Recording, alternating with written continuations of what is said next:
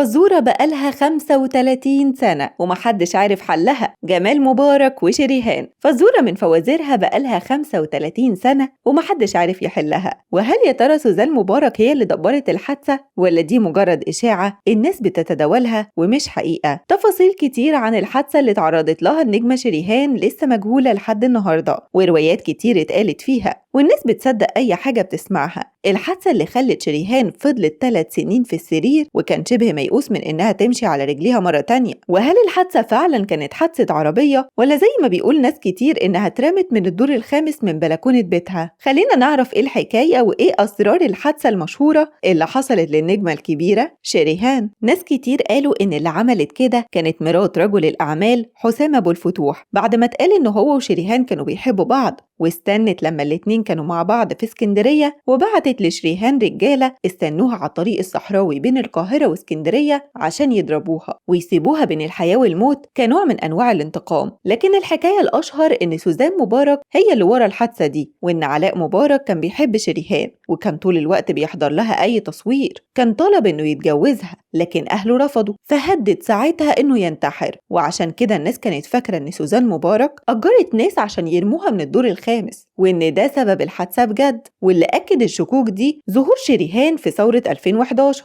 بس الغريبة إن شريهان في وقت الحادثة دي كانت بالفعل متجوزة وعندها ابن كمان، ده غير إنها طلعت ونفت أي حاجة من الحاجات دي، وقالت إن مرات جمال مبارك ما كانتش بتسيبها طول ما هي في المستشفى، وإن كمان مرات رجل الأعمال حسام أبو الفتوح حبيبتها ومفيش بينهم أي خلاف، وأنكرت تماما إنها اترمت من الدور الخامس زي ما ناس كتير بتقول. وقالت شريهان في التحقيقات إن كان معاها فعلا رجل الأعمال حسام أبو الفتوح في وقت الحادثة، وإن سكرتيرها هو اللي اتواصل معاه وخلاه يجيلهم بحكم إنهم كانوا صحاب وبينهم 10 سنين. ووضحت إنها راحت اسكندرية عشان كان عندها امتحانات في كليتها في الوقت ده وكانت عايزة تذاكر شوية في جو رايق، وبعد ما خلصت مذاكرتها قررت ترجع تاني هي وسكرتيرها للقاهرة. لكن أثناء ما هم على الطريق قابلتهم عربية نص نقل محملة رمل وزلط، ما قدرتش شريهان إنها تتفاداها. وبعد الحادثة حاول سكرتيرها إنه يكلم إخواتها لكن ما ردوش عليه، وكان الحل بالنسبة له وقتها إنه يكلم صديقها ورجل الأعمال حسام أبو الفتوح. لكن كل رواية من الروايات دي فيها غموض وأسرار لحد الآن محدش عارف يكتشفها، وأسباب تخليك تصدق رواية شريهان وأسباب تانية تخليك تكذبها. وفي النهاية لسه حكاية شريهان مليانة أسرار ومحدش يعرفها. مستنيين آرائكم وتعليقاتكم، وما تنسوش تدعمونا باللايك وتابعونا على صفحتنا على فيسبوك، وما تنسوش تشتركوا في قناتنا على اليوتيوب.